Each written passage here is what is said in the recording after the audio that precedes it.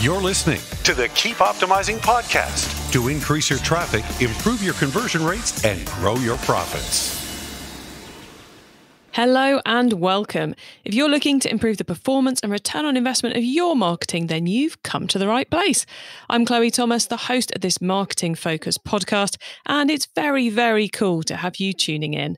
We've recently had a very lovely review come in via Apple Podcasts. So thank you very much for this one, Red's Gone Green. So Red's Gone Green from the US says that this is by far my favourite biz podcast to listen to, full of actionable tips that I can implement right away. Also, Chloe asks such great questions to the guests and then clarifies the answers so that there's no confusion on the listener's part. Well, I am blushing slightly as I read that out, but huge thank you to you for putting that one up there, Red's Gone Green. And I am now feeling the pressure to live up to your review. So hopefully I will do just that in this episode. Because today I'm talking to Shayne about content audits, blog strategy, and graphic design. Because this month we're all about content marketing. So in today's episode, I'm talking to someone who's been there and done it, creating content strategies for B2C physical product retailers and also the hugely successful B2B e-commerce software company, 99designs. Shayne's sharing how he handled a full content refresh at 99designs, including how they analysed the past performance, how they put together the future strategy, how they updated and audited their past 3,000 blog posts. And of course, we get into how to improve the graphic design of your blogs too, because it's not just about the text. Get ready for a mix of performance, content design, and SEO. We're going to meet Shayne in a second, but before we do, please do check out the sponsors. This podcast is brought to you by Klaviyo, the ultimate e-commerce marketing platform for brands of all kinds and sizes. Whether you're an entrepreneur just starting out or you're part of a marketing team at a multinational brand, Klaviyo will give you everything you need to create memorable marketing moments, building customer relationships that keep shoppers coming back time and time again. Get started with a free account today. Visit klaviyo.com/masterplan. That's klaviyo.com/masterplan. Today, I'm chatting with content marketing expert Shayne Tilley. Shayne is head of marketing at 99designs, and he's been in marketing for over 15 years and has the perfect marketing aptitude list. A touch of nerd, a sprinkling of creativity, and a dusting of mathematician. So, as well as knowing how the numbers need to stack up, he's also very well versed in how the right design can totally change the results of a content strategy. Hello, Shayne. Hello, thank you for having me. It's great to have you here. Now, before we get into all that cool stuff around content strategy, how did you get into marketing?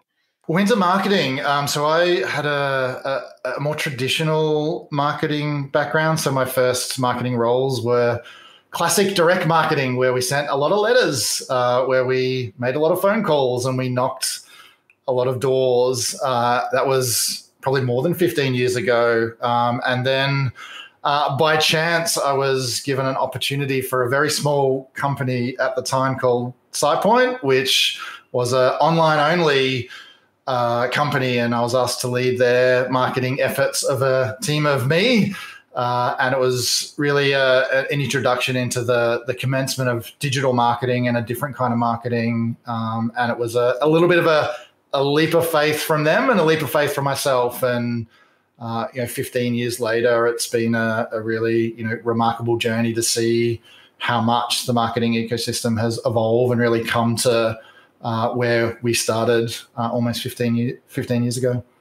Yes, it's kind of, as someone who also started off with a lot of paper and a lot of money to the postage people, it's kind of interesting how the level of tracking we had back then now exists in so many different formats online. Hence where the mathematician bit comes in. Yeah, it was beautiful. Just seeing our ability to understand the impact of the work we were doing in almost real time. I remember a magical moment in Google Analytics where we launched an EDM campaign, and I could see the number of people looking at that page right now, and it kept going up and up and up, and it was just illuminating into the level of insights that we could glean and how we could better serve our customers by observing what they were actually doing as well as having them share their feedback to us. And we've obviously we've learnt from, we continue to learn. We don't have all the answers. It hasn't illuminated everything, but, just being able to, see the impact of our work and continue to iterate and optimize and do things better is what's kept me around to a larger degree for a long period of time.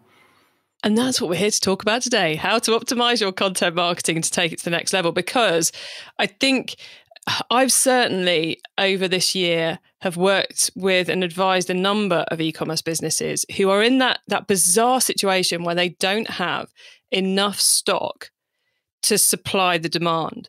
And so their marketing manpower has had to be shifted to these softer marketing methods. I mean, it's a lovely problem to have, but it's a very weird one when you're going, yeah, turn off the Google ads. No point in running them. I'm pulling faces of shock here because I still can't believe we've done that in various places this year. But it's that's led to them moving to softer places like content and like social. And I think it's led to a recognition of something which we've all known all along, but a lot of people haven't paid attention to, which is actually there's doing content for the sake of content and there's doing content that actually delivers. And within that, of course, is graphic design, which is what you're here kind of to major on today, Shayne. So why does the graphic design element have such an impact when the internet works on text? Yeah, I mean, you can imagine, even go back in time and look at the magazines and the publications that we read, or maybe even still read, and they were all styled in a different way. They all delivered information and content in different ways, and there were certain aesthetics and qualities that we really gravitated towards as individuals, depending on where we're at in our life. And it's the same rules apply with the content that you create from a branding point of view. Are you trying to present your brand narrative in a certain way and make your readers or clients or customers feel a certain type of affinity when they read what you are producing, whether that's on your own site, whether that's through your social media content creation, and bringing design and branding thinking to the content that you produce can really help amplify and give you a real point of difference and repeated, branding impressions in the way in which you're aspiring to be with your customers or clients. The other design consideration is helping people consume your content and actually taking a design thinking approach to making it very easy for people to read your blog post or your content. And how do we communicate clearly with structure, with nice spacing, with good typography to really make sure that all the investment you put in creating this content doesn't get lost in illegibility or difficulty in actually reading it. We don't want to be putting out blobs of text that no one has time to, or the energy or the will to work their way through. It's kind of like, I think back to when I first started off in this industry, it's like 15 odd years ago, we'd write impressively long paragraphs. And now a paragraph of more than one sentence is a rare beast, isn't it? Because it makes it more readable. Yeah, I had an old mentor give me a rule of thumb many years ago about no paragraph should read more than 3.5 lines. If it's more than 3.5 lines, it's whatever comes next, or the whole paragraph itself will probably not get read.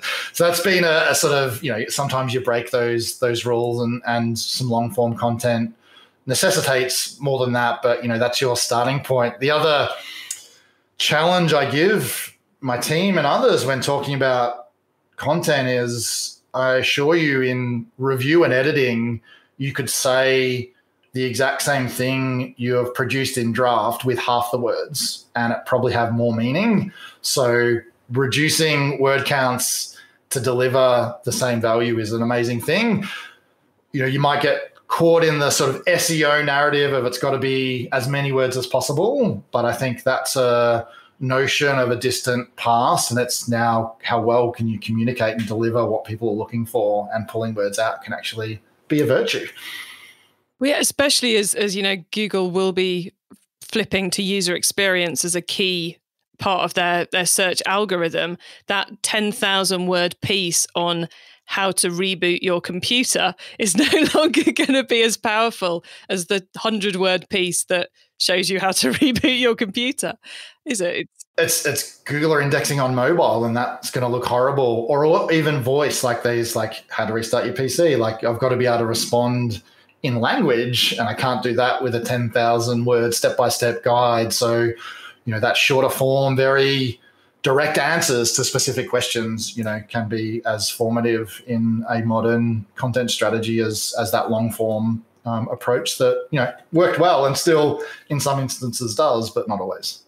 It's interesting you mention about how do people actually read the content we're producing? Because on this podcast, we've just done our social media month, where the only time we really talked about content more than a tweet or an Instagram photo was when we were talking about the fact you need some content to talk about on social media. Yeah. Which is such a throwaway way of thinking about content, because it takes time to research, to write, to pull together, to get the graphics, to edit it so it's actually usable, to set it up on the site, to launch it, to seed it, etc.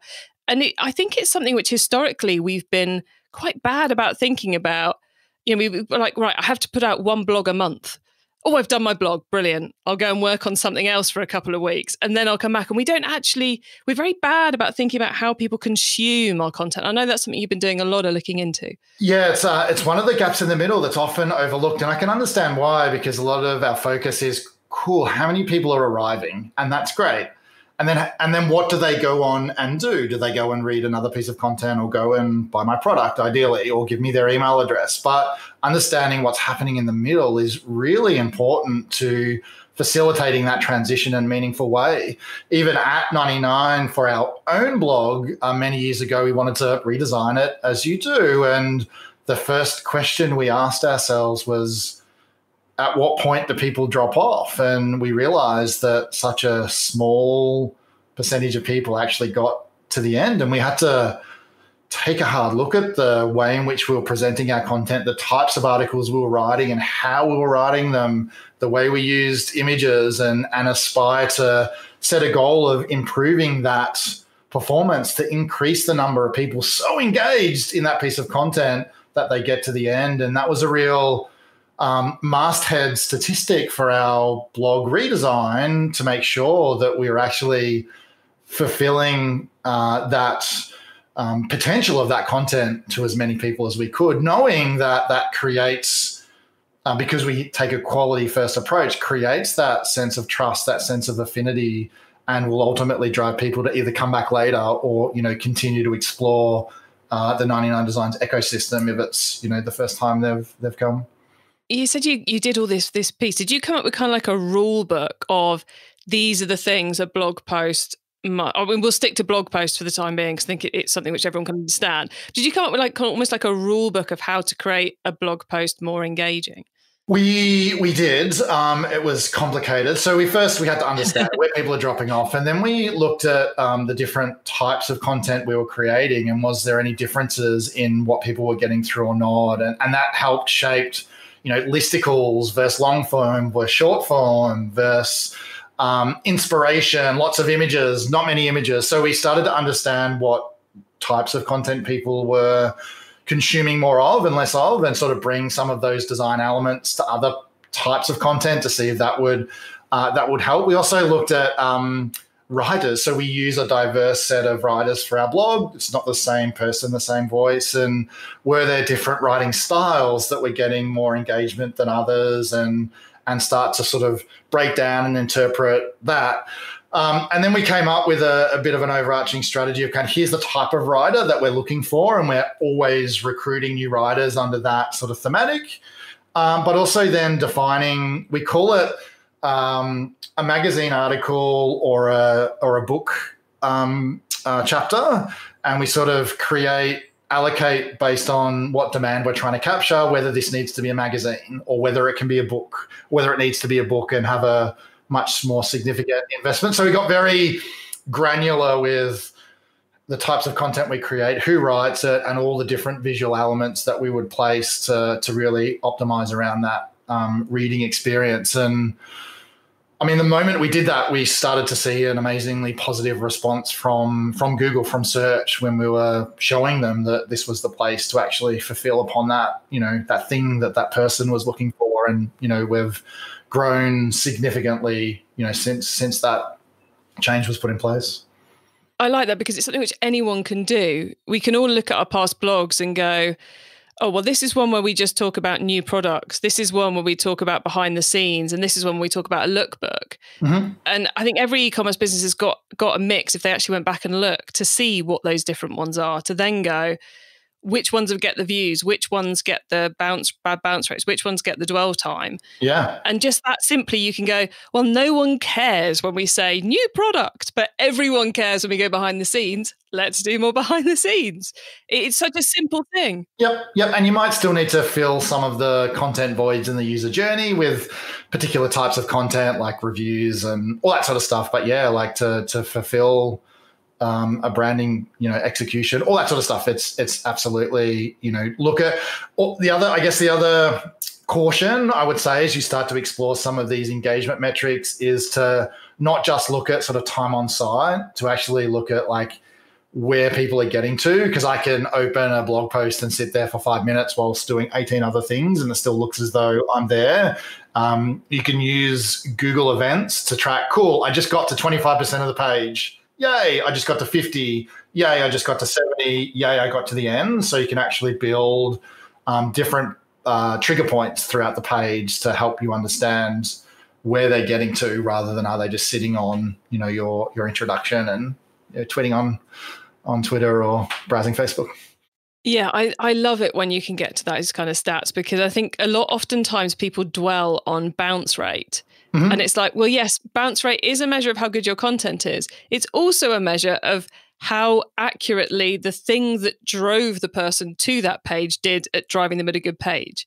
It's like I'm going to fess up here. My website, ecommercemasterplan.com, has almost always as its most visited page, a page which relates to the first book I wrote, which is about the 5 e-commerce business structures. So mail order, marketplaces, online only, etc., which for some unknown reason ranks really well and has done for years on a Google search for e-commerce business structure. The rest of the page of which is people looking for team structure, not business type. And so lots of people click to it and are wildly disappointed by my content. But it's not the page's fault. It's because Google, for some unknown reason, wants to rank me for this. And so we can't wholly rely on that bounce rate. So if you can get those events set up, it's groundbreaking in really understanding your content. And you touched on a really fascinating point, is eventually Google figures that out. Like that post will rank until Google realizes that this is not the best destination for me to send people searching for that. It'll start to understand the missed intent, because it'll look at who goes back to Google and goes to the second result or the third result, or searches for something slightly different because the context that Google thinks you're looking for is wrong, and it'll learn. And I talk content strategy being a long-term investment, understanding how you produce and present a piece of content to meet an intent better than anyone else in the world will mean you'll have a future-proofed content strategy that will continue to deliver value long after the initial, success that you might be feeling now. And all good long-term content strategies start with a core of being able to produce and present a piece of content that delivers against an intent better than anyone else. And, it's exciting to be part of teams that are able to find that that groove. And it's very hard to have that traffic taken away.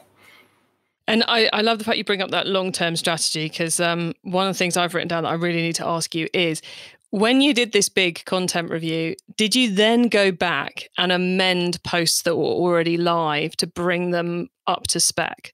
Yeah, that was one of the very first things we did, was a content audit, we called it. So we looked at everything we had produced across many years. 99designs had been around at that point for, I think, 7 or 8 years. So a lot of accumulated content debt. And we looked at every single blog post we had and went, okay, what do we want to rewrite? Because it's great, but it's irrelevant. What do we want to just let go because it was some random tidbit about an event that no one cared about, and we just deleted it? And then what do we want to consolidate? So posts we want to bring together because, they meet a broader intent or something like that. So we cleaned up our content debt as a part of that reinstantiation of our blog, and that was really important.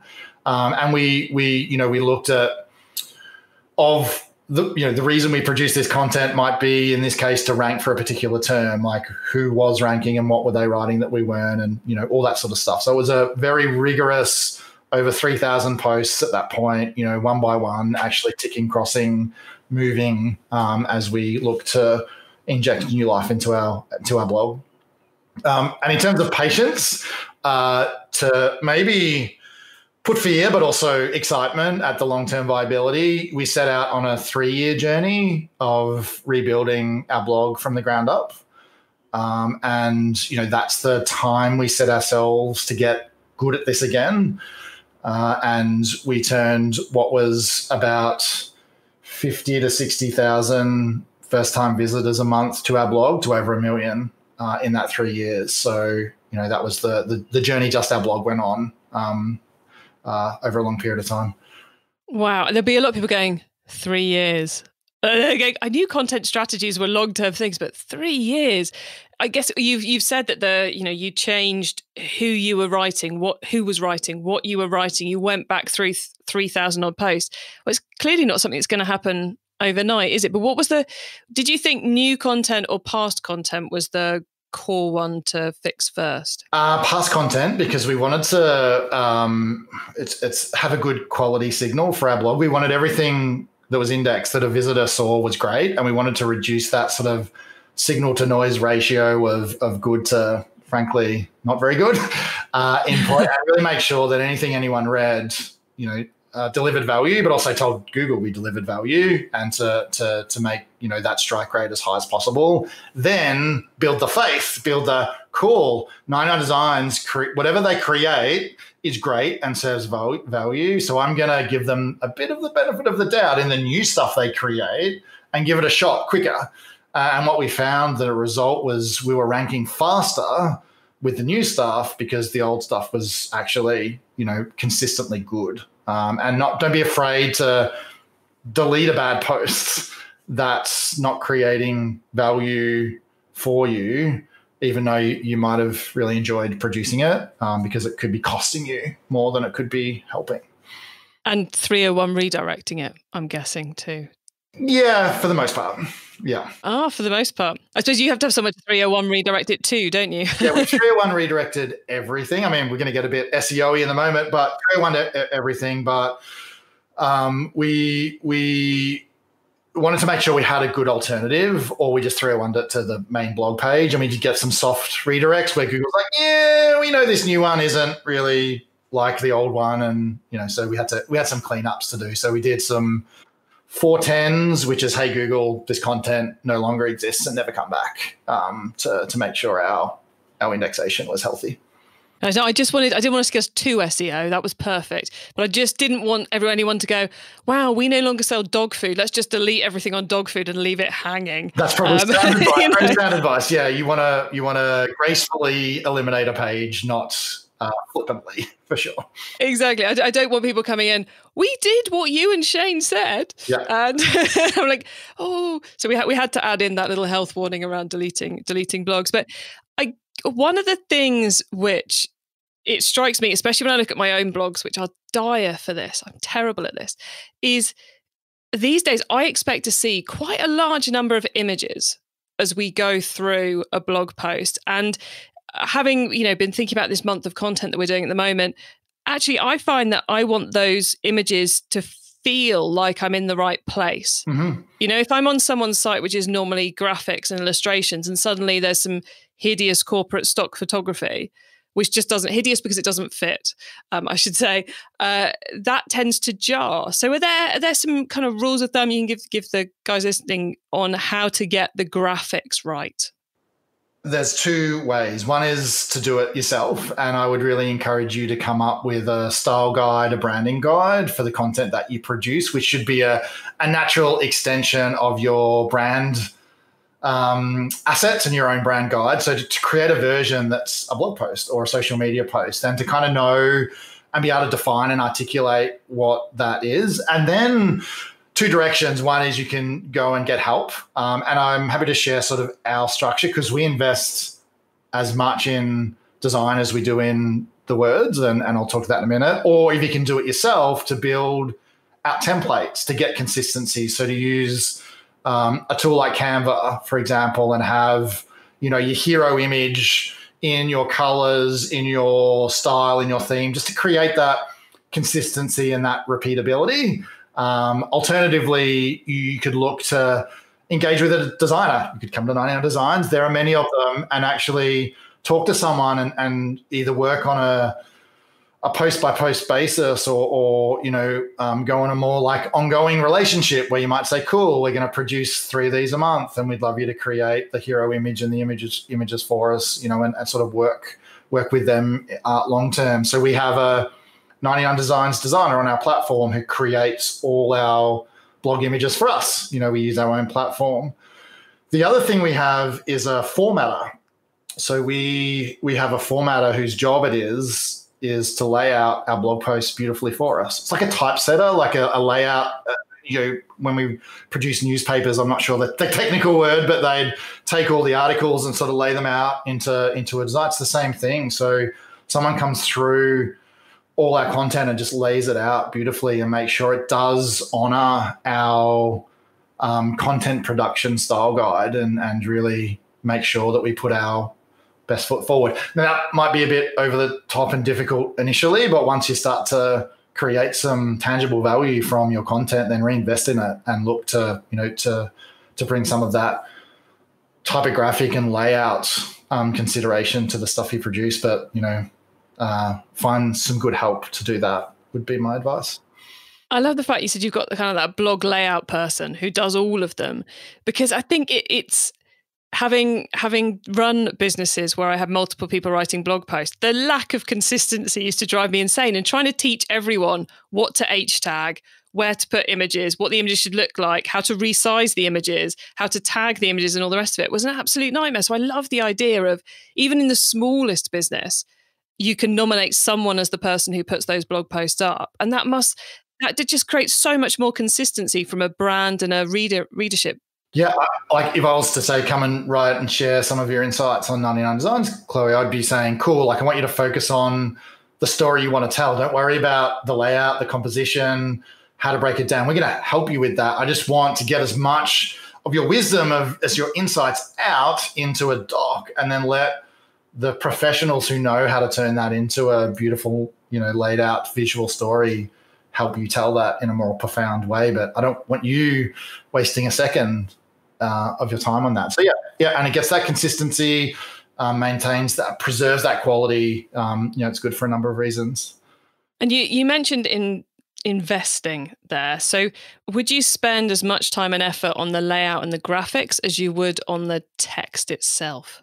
No, it's probably about a third we invest to what we would pay for the production. So yeah, we invest the most in the writing and the words itself, because content can't exist without it. But yeah, so we probably invest about a third more on top of that to design and present it in a beautifully consistent way. So all of you out there who spend 2 hours writing it and 5 minutes loading it up, that should be an hour. That's what we're saying. Exactly. That's a great way to put it. Yeah. I mean, then you should probably spend 3 hours distributing it, but we can get into that at a different point. Yeah, we'll hold off on distribution today, because I think we've covered a lot of great stuff there, Shayne. So we're now going to pause for a reminder of our sponsors, and then we'll be talking about the wider world of content marketing. Success in 2021 means building stronger relationships with your customers. Last year saw a lot of consumers switching to buy online, leading to surges in new customer acquisition. So how are you planning on turning your new first-time buyers into profitable repeat customers? Well, that's what Klaviyo is for. Klaviyo helps businesses create memorable marketing moments through email, SMS, and personalised website experiences. And that is what creates repeat purchases. That's why Klaviyo, the ultimate e-commerce marketing platform is used by over 50,000 e-commerce brands around the world. Get started with your free account today. Visit klaviyo.com/masterplan. That's KLAVIYO.com/masterplan. Okay, Shayne, so far we've gone deep into the power of our content, getting people to read it, and the strategy of doing our content reorganizations, I suppose. So now you get to wow us with your insider knowledge about the whole of content marketing. For the following questions, your answer can be anything to do with content marketing, which of course does include everything we've already talked about. So Shayne, you ready for these? Yeah, I'm ready. Okay, let's start with content marketing newbie advice. If we've inspired someone to take their first step with content marketing, what do they need to know to give themselves the best chance of success? Cool. So I think number one is know where your audience is. You know where they're consuming content, and that's really important in understanding where you should focus your attention. I use a really good example. I spent some time with an equestrian retailer, and they wanted to increase their content production schedule. I'm like, cool, that sounds great. Awesome. I love it.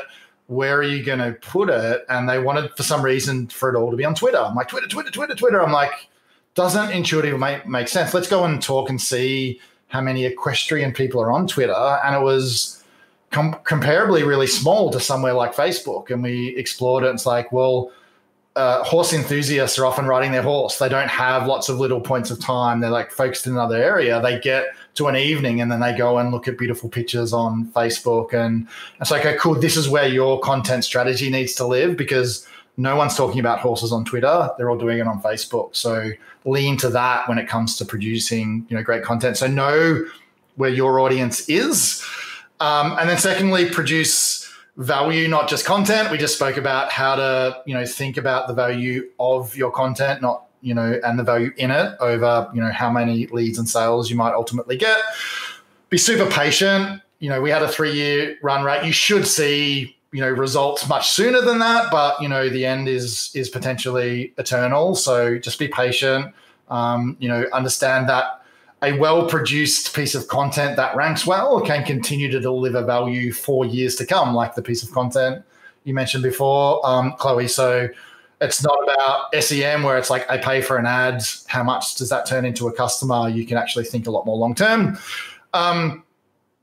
Distribute, which we won't talk about, but be ready to go and share your content in various ways in various places. Rule of thumb is about 50-50 production to distribution is how I approach a lot of our key content pieces. And then finally, build systems, build repeatable systems. So understand the workflow of how to turn a piece of content into a reality, systemize it so you can repeat and optimize and keep actually creating content easier and cheaper and more effective every time you do it. And that over a long period of time can be quite magical.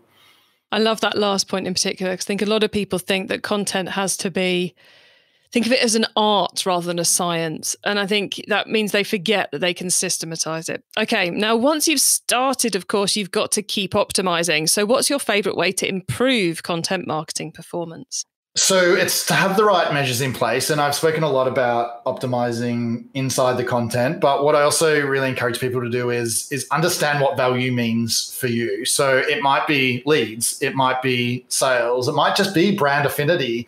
And that's okay. So to start with your North Star of an outcome of value and then work back from there and have measures in place to go, cool, in order to get a lead, they've got to give me their email address. Okay, how do I prompt for an email address, and what's the right way to do that? Okay, cool. I've got to get them to that prompt, and work backwards and really start to, knowing that some of your big improvements might be further down that journey, so it's not always about traffic. It could just be about an elegant way to ask for someone's email address, or a relevant way, or a different way, and sort of be ready to optimize at any part of that reader turned client turned customer journey. But you've got to understand ultimately what your value is, or you'll end up just creating content for content's sake, and that's never good for anyone.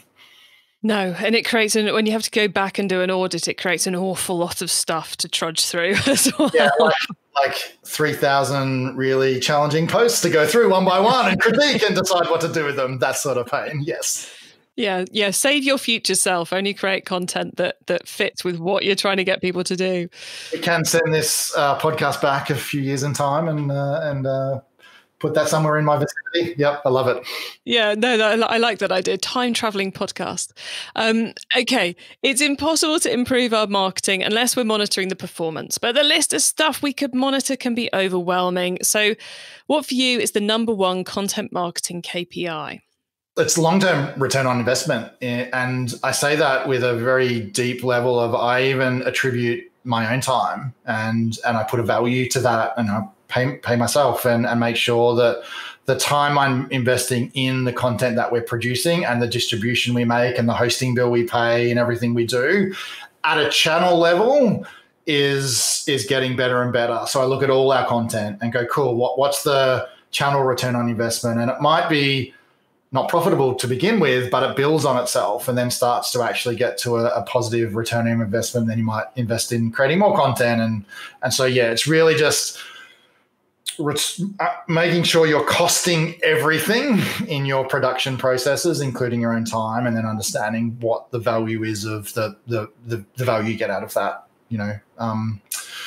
interest and visitation you get.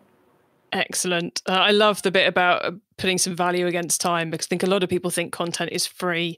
It so isn't free. It's not free. No, it's not free. And it's stopping you from doing something else. And is that a more effective use of your time or not? So, yeah, understanding your own effective hourly rate and applying that to everything you do is a really kind of critical part of your own time management as much as, growing your business. Yeah, which is a great stick to force you to delegate and systematize as well.